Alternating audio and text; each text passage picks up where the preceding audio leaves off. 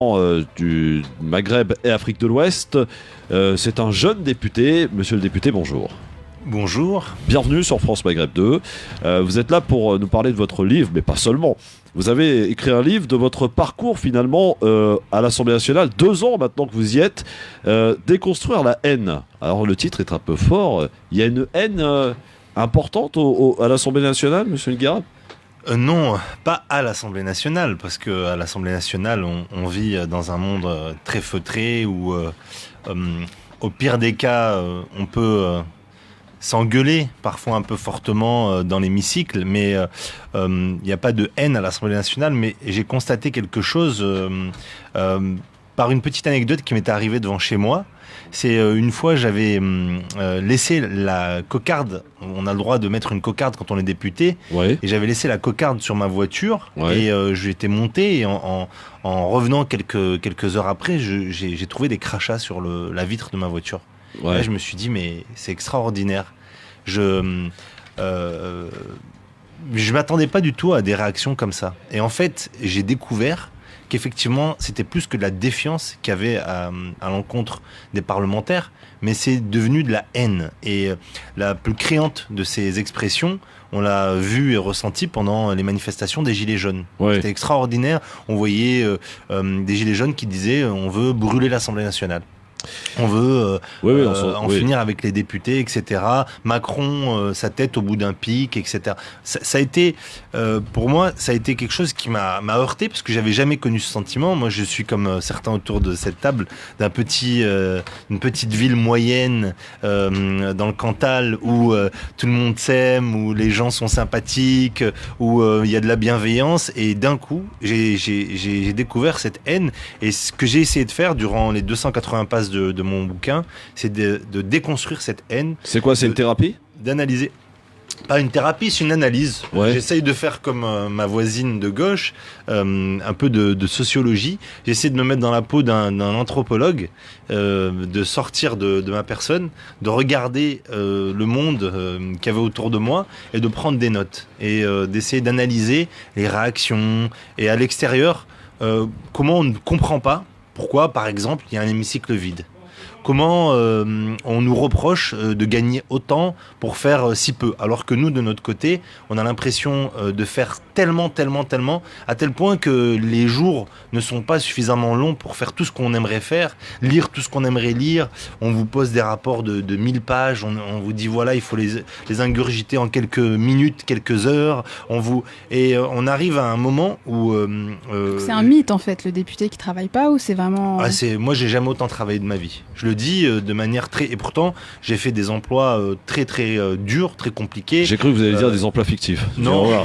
Attention. Non, Hashtag Fillon. J'ai beaucoup travaillé, notamment les week-ends, notamment les nuits, etc. Donc j'ai fait beaucoup d'emplois difficiles. Mon papa était bûcheron, donc vous savez, quand vous travaillez dans les bois avec votre papa devant et une tronçonneuse, les week-ends, je l'accompagnais et je voyais la dureté de ce que c'était que de travailler manuellement, dans le froid, dans la neige, etc. Je peux vous assurer que j'ai jamais connu autant de difficultés, à une sorte, le sentiment d'être dans une sorte d'injonction contradictoire tu travailles pas assez, t'as le sentiment que t'en fais trop, mais c'est pas suffisant, tu dois souffrir. Parce que et tout le monde le vit, On a ce problème d'agenda. On n'arrive pas à répondre à tout le monde. On aimerait répondre à chacun de manière individuelle. On n'y arrive pas. On essaye de rendre service le plus possible de ce qu'on peut aux autres. On n'y arrive pas. Et puis on est là. Souvent, on baisse les bras. On dit bon ben. Mais quand vous dites on, c'est pas vous? Oui, moi j'ai beaucoup de collègues qui ont ce sentiment-là d'être un peu impuissant, un peu démuni, un peu d'avoir finalement moins de pouvoir que ce qu'on nous en prête.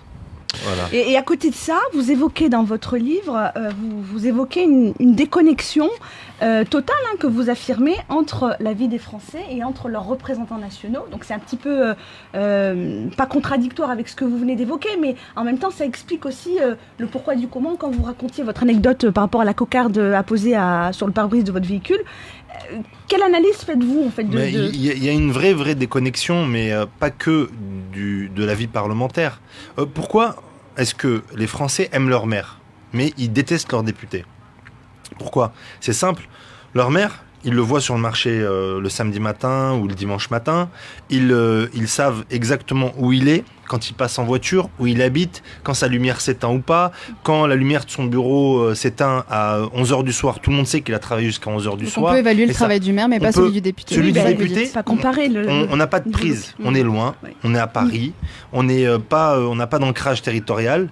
On a été élu sur une étiquette, parce qu'on a mis la tête d'Emmanuel Macron à notre droite, et parce qu'on est élu dans la vague présidentielle. Le président est élu, on veut lui donner une majorité, et aujourd'hui les institutions, c'est ce que je décris dans mon livre, les institutions sont calquées de telle sorte à ce qu'on soit totalement sous la coupe de l'exécutif. Il est sorti le 13 février dernier, le livre, on le rappelle, Oui. Construire la haine, 2 ans au Palais Bourbon.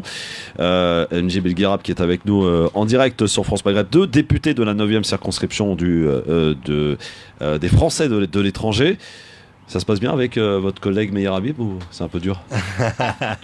Non, alors je le dis de manière très solennelle sur ce plateau, Meyer Habib est quelqu'un de très sympathique. Ah oui, ça se voit pas dans comme la ça. vie, dans la vie. Il est très sympa, il est même très marrant et plutôt agréable. S'il vous voit trébucher, il va s'empresser de vous relever. C'est quelqu'un de très sympathique. Par contre, après ses positions, sa manière de défendre mordicus le parti, parce que on est tous conscients qu'il y a un problème dans cette partie du monde, mais on peut apprécier un État, apprécier un peuple, et moi je parle tout le temps des peuples. Récemment je suis intervenu sur le peuple turc. On aime les peuples. Moi j'aime le peuple israélien comme j'aime le peuple palestinien. Je pense que les peuples sont en dehors de ces conflits inter-étatiques ou interpolitiques entre différents partis. Mais lui, la manière dont, c'est vrai, il défend Benyamin Netanyahou, sa politique. Là, encore récemment, j'ai vu qu'il avait fait des vidéos avec lui pour le soutenir pour les élections législatives, etc. Moi, je trouve que ça, c'est quand même un peu abusé. Je le lui dis, on en discute. Traiter les parlementaires de petites connes, c'est pas joli quand même. Non, voilà, il faut essayer d'éviter d'être vulgaire. On essaie d'éviter d'être vulgaire, mais c'est vrai que bon, ça fait partie du personnage aussi. Il provoque, il aime bien provoquer. C'est parfois rigolo, des fois c'est moins rigolo, plus insultant. Chacun son humour alors.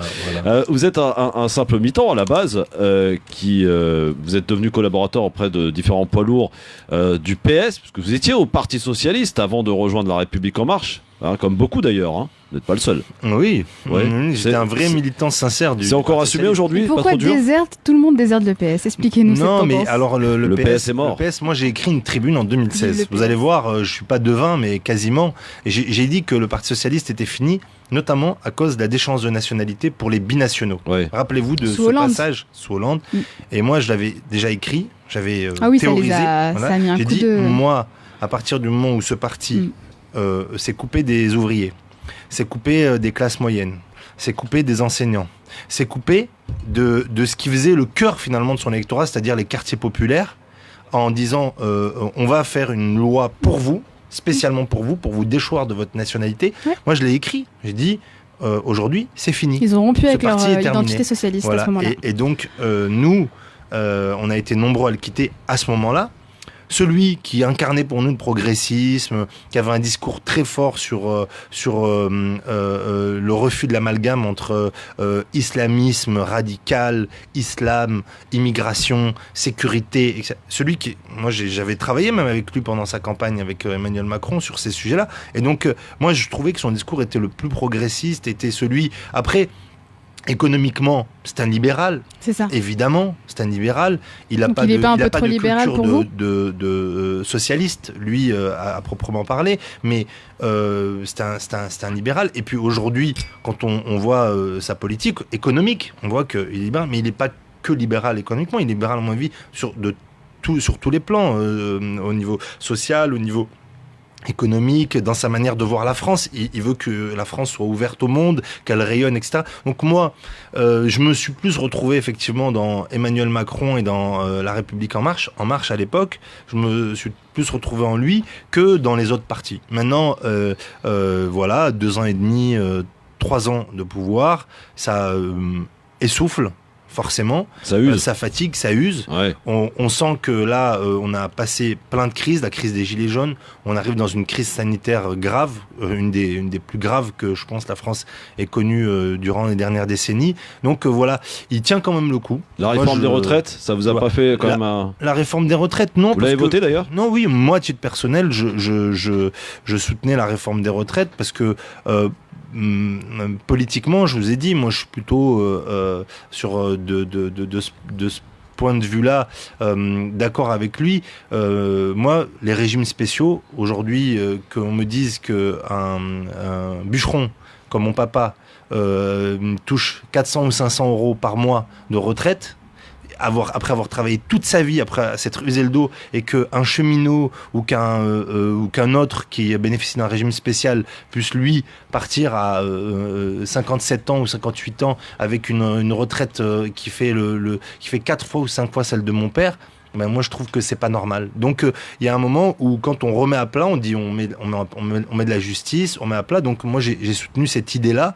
Après la manière dont ça s'est fait, les différentes polémiques, etc. Delevoye qui démissionne et ci et ça. Ça c'est moi le fond, c'était qu'il fallait qu'on remette un peu d'égalité et de justice sociale. Ça, pour le coup, c'est mon côté socialiste. Bon, alors, NG Biguerab qui est avec nous aujourd'hui, député de la 9e circonscription des Français de l'étranger. Il y a quelqu'un qui veut vous parler, que vous connaissez. Faiza Ben Mohamed, bonjour. Bonjour Christophe, bonjour à tous les auditeurs, auditrices. Comment ça se fait que tu connais ce monsieur Bonjour, le député? Faiza. Alors, je vais... salut Amjid. En fait, Amjid, je l'ai rencontré, il m'avait invité à visiter l'Assemblée nationale l'année dernière. Et du coup, il m'a reçu, il fait partie des rares députés qui prennent le temps, je dirais, tu vois, quand t'es intéressé, quand t'as un minimum d'intérêt pour la politique, ben de faire rentrer les gens dans une institution à laquelle on n'a pas tous accès. Et franchement, j'avais passé une super journée parce que c'est un endroit que j'avais jamais visité. Ça m'a fait voir des choses, voir des gens, voir un peu comment ça se passe à l'intérieur, quoi. Elle voulait pas venir, elle avait honte. Hein. Ah ouais?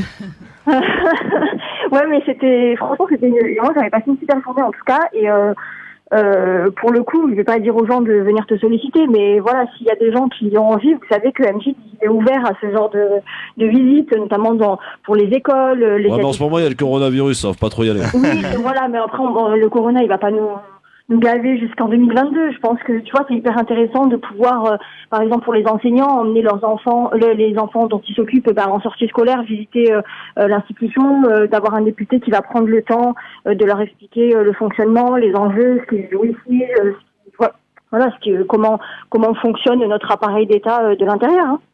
Une petite question peut-être pour monsieur le député, Faiza, une question à la Faiza Ben Mohamed. Moi, je voulais savoir, parce que je savais pas qu'il écrivait un livre, et quand il a sorti ce livre, je me suis juste posé la question de quel a été le déclic. Pour écrire le livre, Ouais. c'était la volonté de... Enfin, moi j'adore écrire depuis que je suis gamin, j'écris, je fais des poèmes, depuis que je suis gamin, je faisais même du rap quand j'étais petit, pour tout vous dire. Vrai, je confirme. Et, Je confirme. et Dounia peut en témoigner. Et j'écrivais beaucoup pour les autres, pour moi. Et puis, à chaque fois que je vois une situation compliquée, j'essaie de l'écrire pour la comprendre.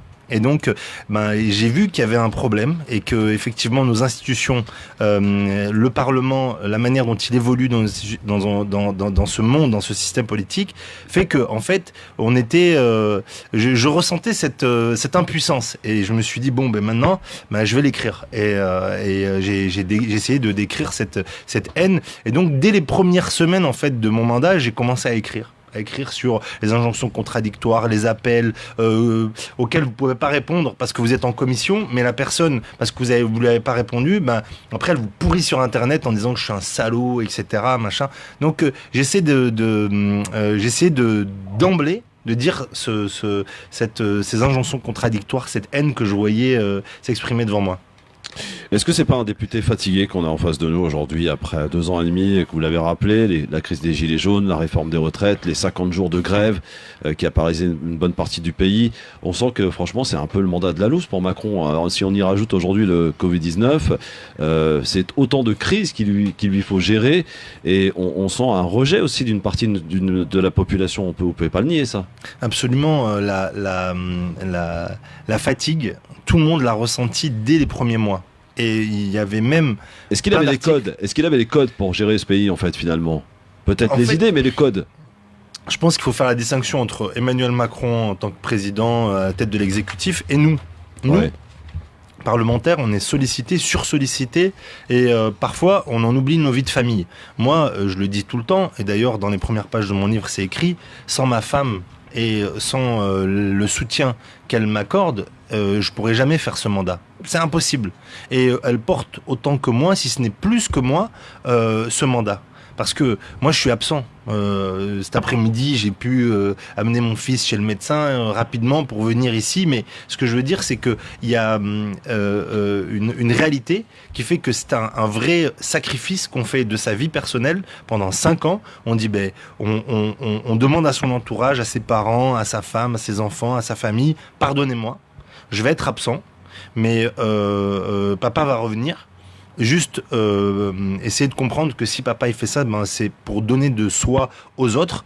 Mais la vérité, c'est que les gens en face, le peuple, lui, il le voit pas comme ça. Et c'est ce que j'essaie de décrire dans ce livre. C'est que lui, il voit quoi? Il voit des types qui sont jamais là, qui gagne un fric de dingue, comme dirait l'autre, hein, un fric de dingue, qui s'en met plein les poches, qui a peut-être des chauffeurs, je suis venu avec mon scooter, qui a peut-être des gens en gants blancs qui le servent tout le temps et qui mangent du homard, comme on l'a vu il y a pas longtemps. Moi, j'ai jamais mangé de homard à l'Assemblée nationale et ce que j'ai mangé de plus, c'est le plus haut niveau en crustacés, c'est du poisson, etc. J'ai jamais la réalité que nous on vit en tant que parlementaire, c'est pas du tout celle que les gens voient. Et c'est ce que j'essaye de décrire dans ce livre. Dans le livre, ouais. Après, je pense qu'aussi les Français se font leur propre idée par rapport à ce qu'on entend dans l'actualité.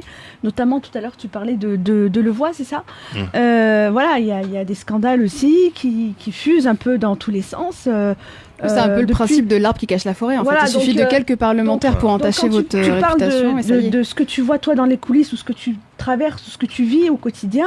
C'est pas nécessairement le cas, je pense, pour tous les députés, puisqu'il y a quand même des privilèges. Il y a 577 députés.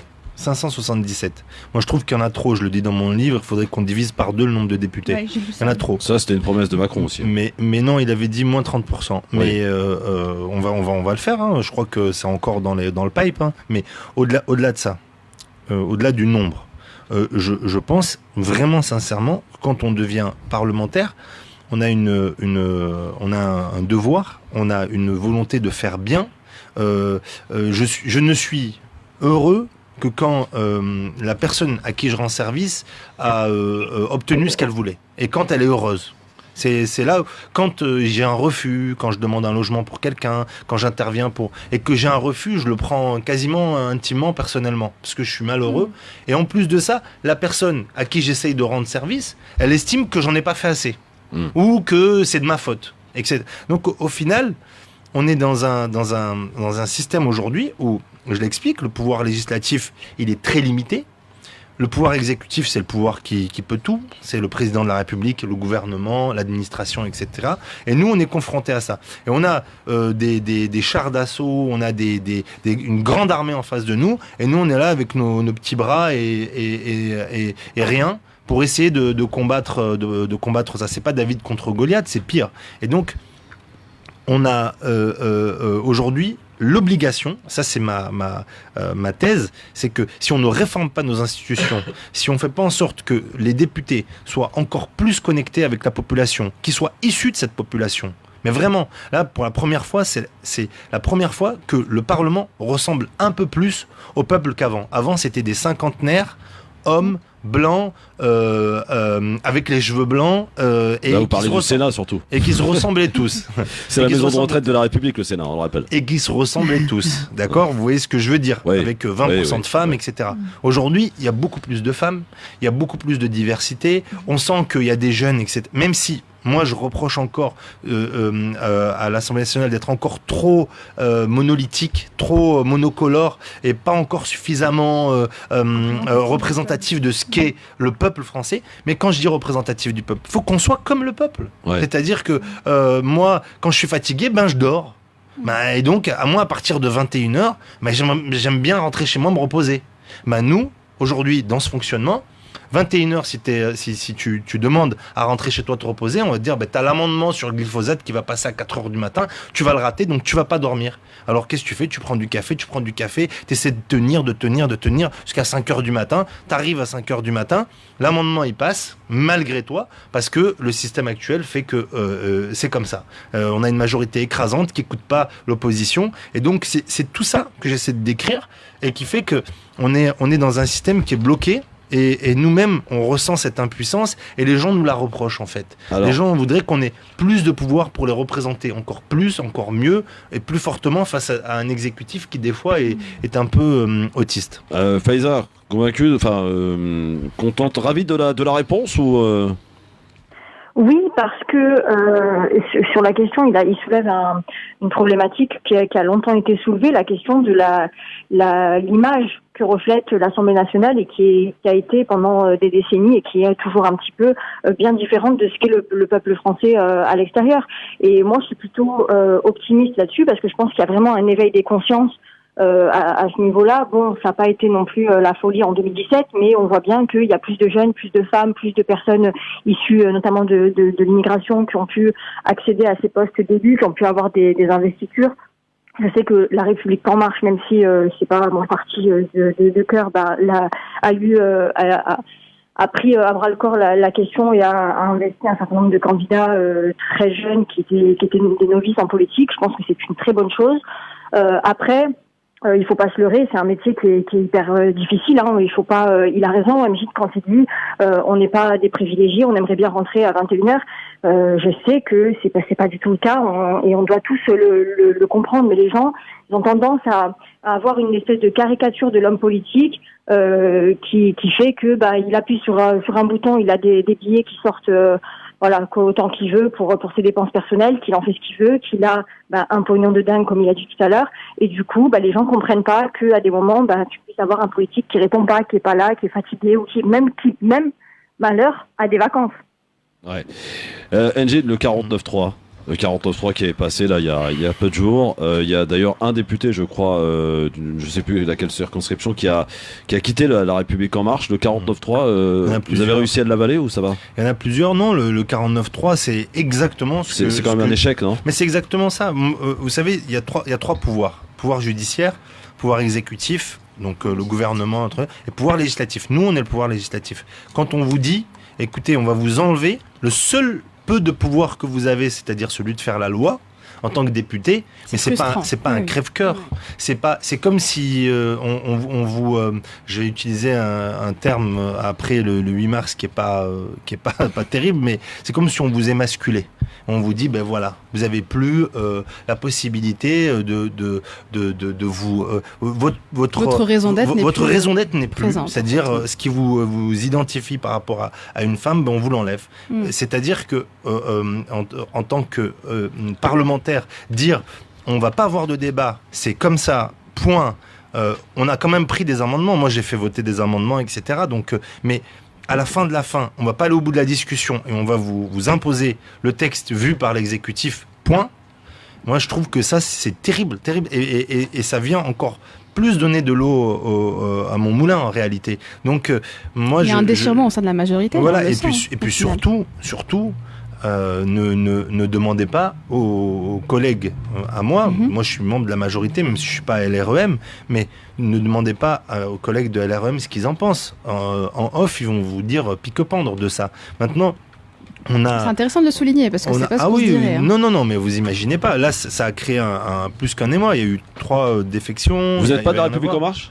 Non, moi j'étais à la République En Marche et il m'est arrivé une petite altercation qui ne vous a pas échappé oui, vous avez un bon coup de casque.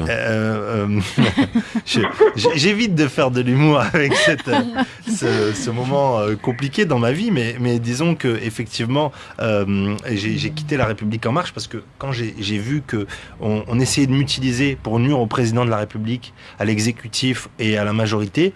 Moi, j'ai dit, je vais couper le lien qui nous lie, voilà. Mais même si moi, au fond vous êtes un député sans étiquette, donc, du coup. Oui, mais je reste dans la majorité, je vote. Vous avez vu, je vous ai dit, les retraites, j'ai voté, le budget, je vote. Quand ça va pas, je vote pas. Par exemple, la loi Asile et Immigration, Moi, je suis un député libre. Je suis un député berbère, un amazir. Je suis un député libre. Et cette amazirité me poursuit du coup, jusque l'Assemblée dans mes nationale votes. risque d'avoir quelques problèmes. Alors, je rappelle le titre de votre livre qui est sorti le 13 février dernier, c'est Déconstruire la haine, 2 années au Palais Bourbon. C'est chez Alma Éditeur, que vous pouvez évidemment vous le procurer, acheter bien sûr, pour lire cette expérience finalement. C'est un rendu d'expérience à l'Assemblée nationale de la part... Il faut préciser quelque chose, Christophe, par rapport aux ventes du livre. Les bénéfices iront à une association qui aide des enfants orphelins, c'est ça, au Burkina Faso. Burkina Faso, voilà. ouais. Donc l'intégralité... Dans un petit village qui s'appelle Tintilou, à côté de Ouagadougou. Voilà. C'est une association que j'ai rencontrée. Qui s'appelle Les Enfants d'abord, c'est ça ? Les Enfants d'abord, voilà. Exactement. Alors, on va continuer de Donc, parler vous n'allez avec pas m'enrichir, vous pouvez l'acheter vraiment massivement. Oui, bien sûr. D'ailleurs, est-ce que vous avez été diagnostiqué, enfin, vous avez fait le test du coronavirus là ? Non, mais alors, moi, en plus, je suis, comme on dit, immunodéficient. Et donc, j'ai appelé le 15, comme tout le monde, et j'ai parlé de ça, et voilà. Vous avez vu des gens qui ils ont été, non, ils m'ont expliqué que tant que j'ai pas les symptômes, ça sert à rien de venir boucher Tout à fait. Parce que si vous êtes immunodépressif, du coup, vous avez les symptômes directement, vous n'êtes pas... Mais voilà, donc ils m'ont dit non, au contraire, si vous ressentez de la toux, que vous avez mal à la tête, etc., pour l'instant, tout va bien, monsieur le député, tout va bien. Pour l'instant, comme on dit dans le Cantal, alhamdoulilah, tout va bien. Alhamdoulilah, tout va bien, c'est ce qu'on dit dans le Cantal. Très bien. Bon, merci en tout cas Faiza Ben Mohamed donc d'être venue. Merci Faiza.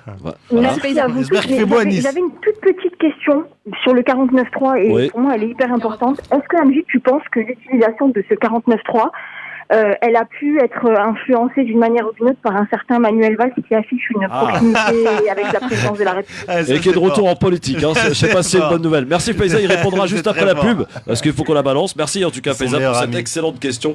Manuel Valls, effectivement, qui est de retour en politique d'après certaines rumeurs. Est-ce que ça a été influencé par un certain Manuel Valls parce qu'on dit qu'il reparle un peu au président? Réponse du député de la 9e circonscription, Jim Guirab, qui est avec nous sur France Période 2 dans un instant.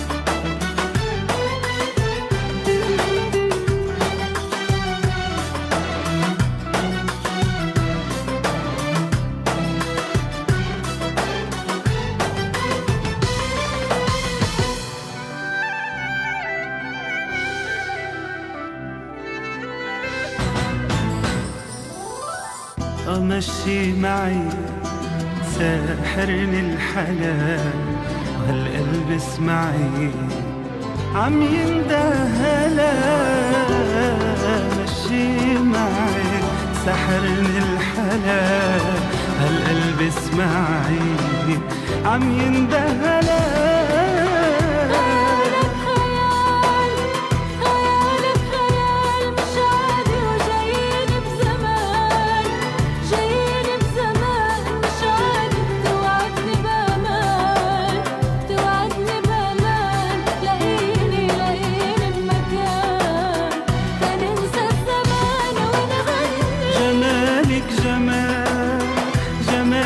جمال مش عادي وكلامك كلام مش عادي شو بدك دلال عصوت الدلال غفيني شو بدك غرام ليل الغرام هنيني خيالك خيال مش عادي وجاييني بزمان مش عادي توعدني بأمان لاقيني بمكان تنسى الزمان ونغني جمال مش عادي وكلامك كلام مش عادي شو بدك دلال عصوت الدلال غفيل شو بدك غرام ليل الغرام هنيني مش عادي وجاييني بزمان مش عادي توعدني بأمان لاقيني بمكان تنسى الزمان ونغني جمال مش عادي وكلامك كلام مش عادي France Maghreb 2, France Maghreb 2. Merci d'être avec nous en direct dans le LGF, le Grand Forum, avec notre invité politique, député de la 9e circonscription des Français de l'étranger, du Maghreb et de l'Afrique de l'Ouest, monsieur Edjid El Guirab, qui est avec nous aujourd'hui sur France Maghreb 2. Alors la question posée par Faiza Ben Mohamed juste avant la pause, avant d'accueillir Adèle qui nous attend au standard pour une question, puisque les auditeurs peuvent parler aussi à leurs députés. 01 40 33 9000, va falloir faire vite parce que ça passe très vite.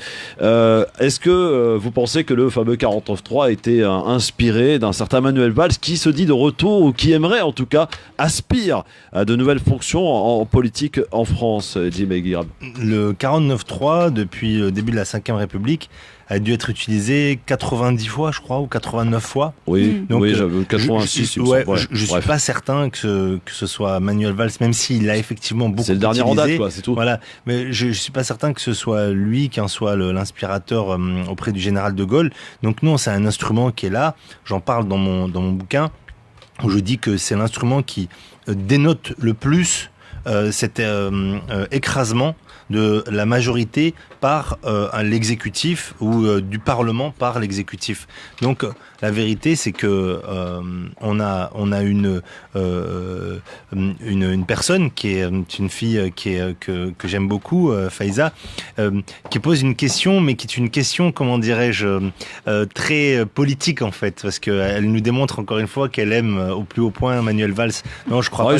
Ils sont nombreux à l'aimer. Hein. Mais je crois pas que ce soit Manuel Valls. Vous savez comment il est surnommé. Je crois pas que ce soit Manuel Valls qui soit l'auteur du 49.3. Question auditeur, Adèle est avec nous, 01 40 33 9000. Monsieur Adèle, bonsoir et bienvenue. Question à monsieur le député. Oui, bonsoir. C'est monsieur El Guirab, c'est ça C'est ça, oui. C'est lui, oui. Donc, j'aimerais. Il a commencé par parler de son père et de ses souffrances, et donc, et après, tout de suite après, il a signifié qu'il s'attaquait aux régimes spéciaux, et puis il a tout de suite nommé les cheminots.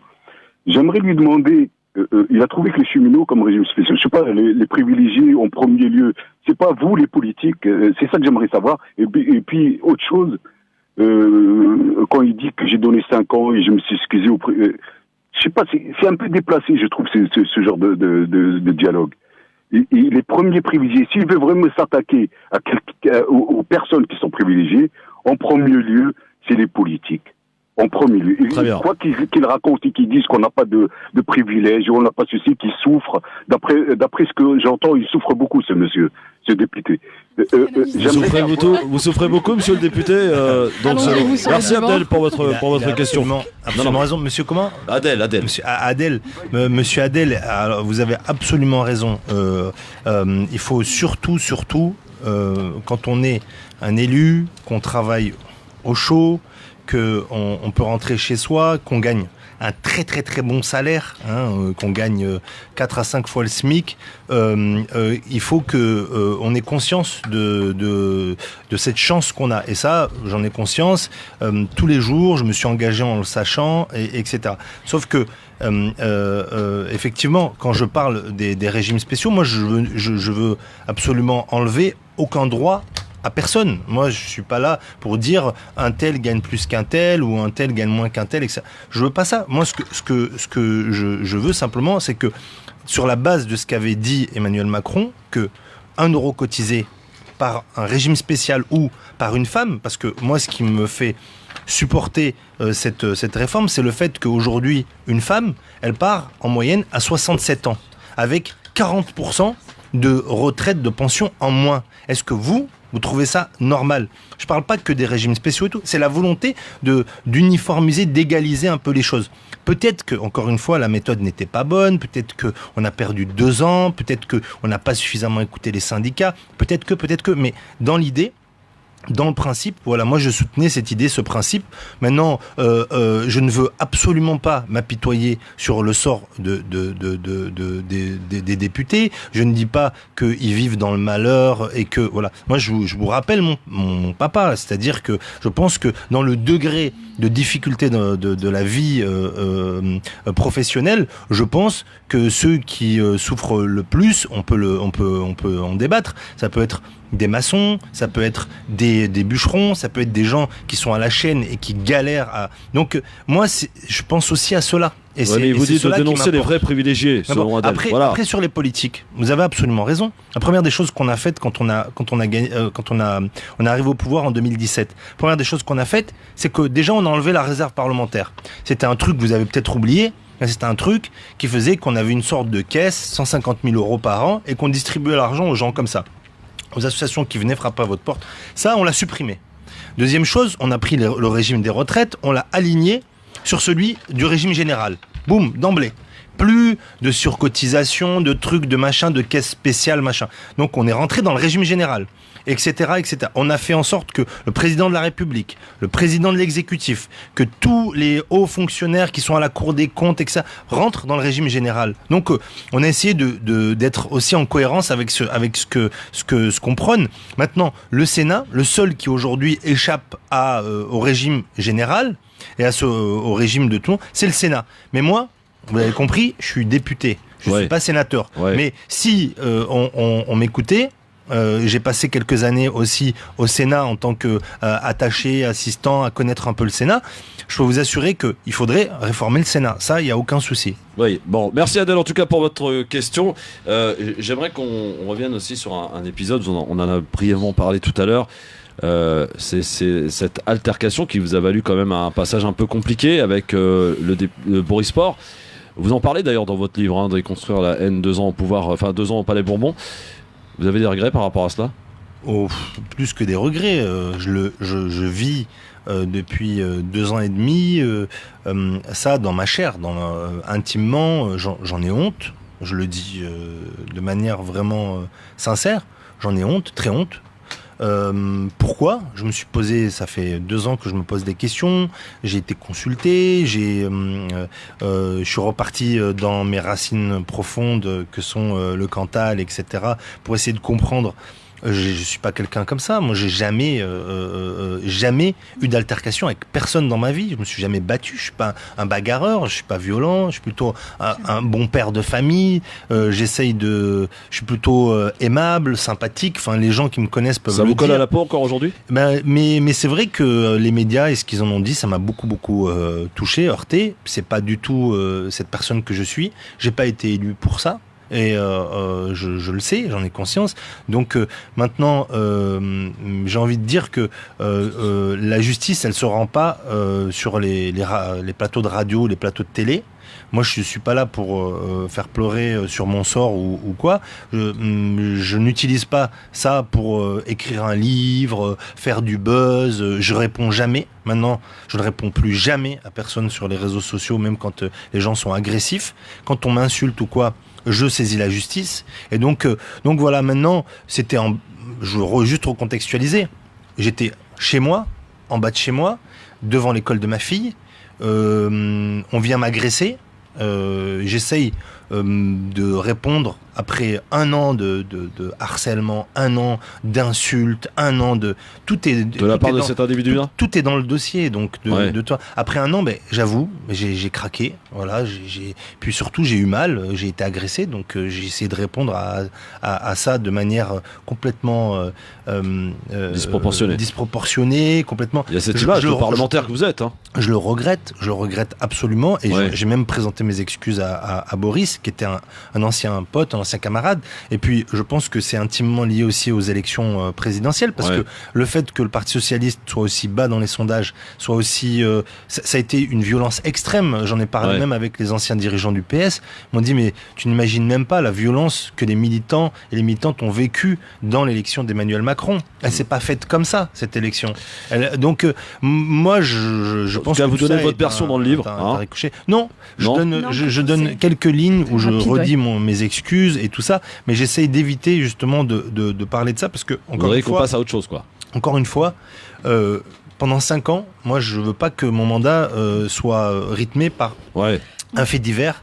Je travaille, je suis sur le terrain. J'ai déposé plus de 5000 amendements. Après Christophe. J'ai fait plein de propositions. Je suis intervenu auprès de dizaines de milliers de personnes pour les aider au quotidien. Voilà ce que je voudrais qu'on y a un retienne de mon mandat. là, il y a un commentaire. Donc, je suis collaborateur parlementaire d'un autre député. Je peux vous dire que c'est un vrai bosseur et un député qu'on voit très très souvent à l'Assemblée, très abordable et à l'écoute. Voilà, merci pour ce commentaire. Moi, j'avais juste une petite question. Je me permets, rapidement, et après j'ai une question LGF à finir. Très rapide, parce que tu évoquais le livre par rapport à cette histoire-là. Moi, pour avoir lu le livre, je peux t'assurer que ça fait même pas partie d'une demi-page.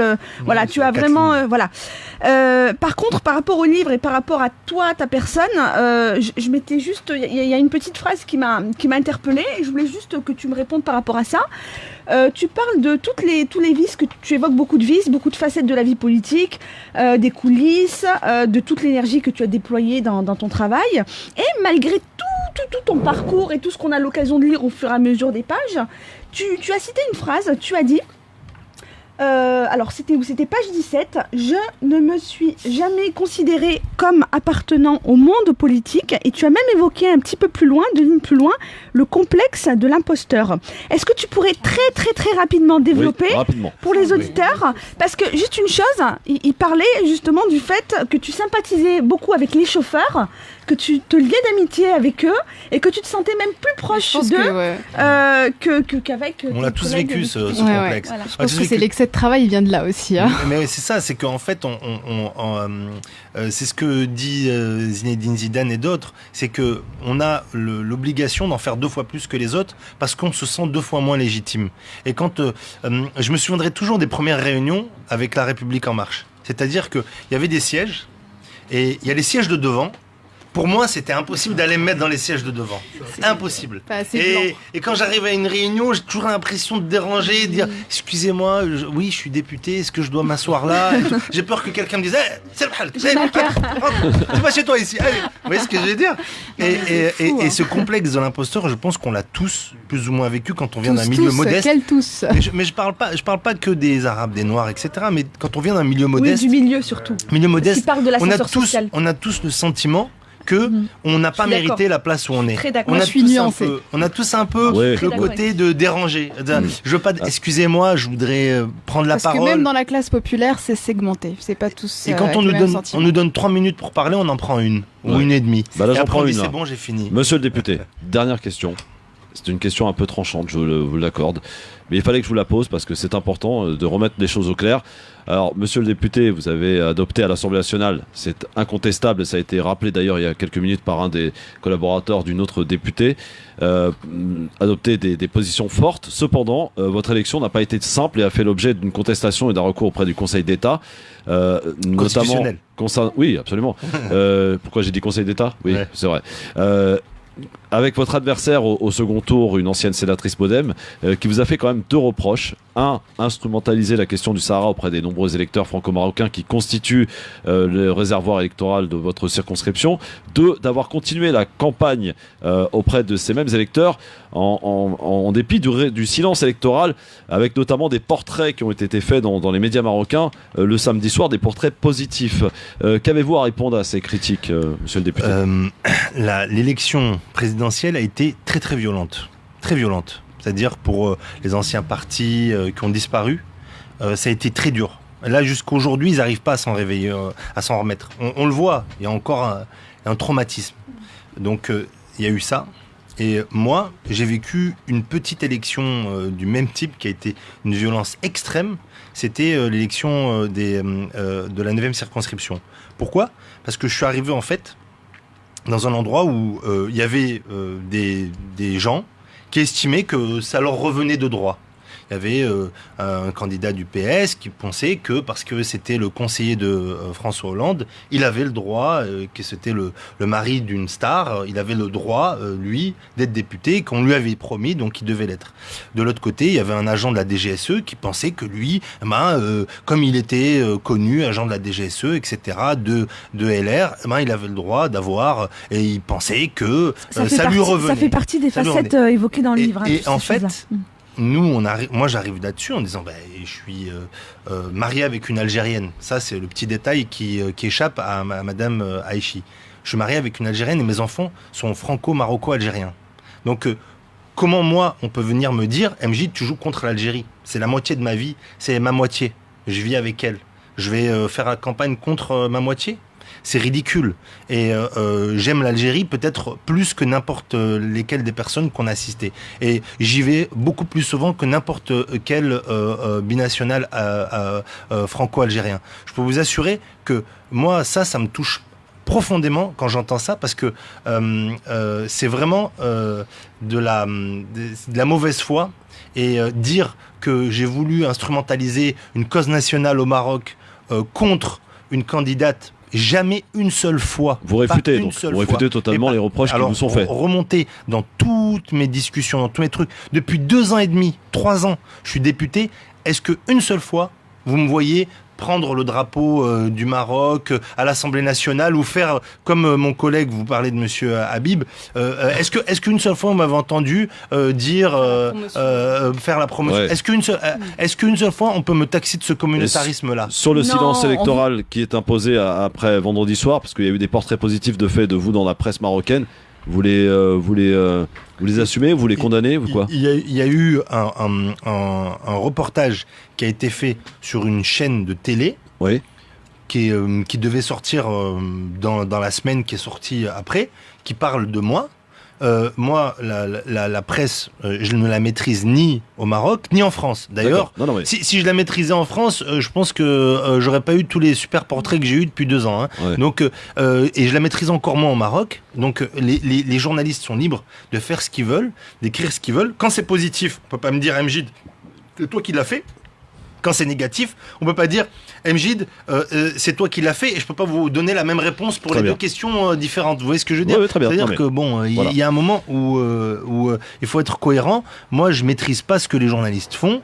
Ils font ce qu'ils veulent. Et puis les gens que vous avez cités, il y a eu d'autres personnes. Moi, j'ai eu plein de recours. J'ai eu des recours sur mes comptes de campagne. Ouais. J'ai eu des recours sur ma campagne électorale. J'ai eu des recours sur mon élection. J'ai eu des recours sur tout. J'ai passé toutes les haies. Maintenant, je suis député de la 9e circonscription des Français de l'étranger. Celles et ceux à qui ça ne plaît pas, et il y a beaucoup de gens à qui ça plaît, j'y peux rien. Ce que je leur propose, c'est de venir en 2022, de se présenter, et puis peut-être qu'ils seront élus. Merci Edjem El Gharab d'être venu, en tout cas ici sur France Maghreb 2, dans le Grand Forum. Ça va, c'est bien passé?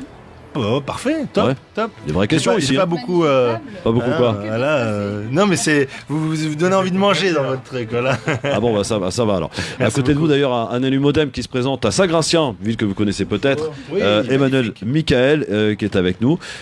Sorti le 13 février, que vous pouvez donc acheter pour lire le parcours, vous l'avez entendu, d'un député de la 9e circonscription des Français de l'étranger, du Maghreb et de l'Afrique de l'Ouest. À très bientôt, monsieur le député. Merci beaucoup, merci.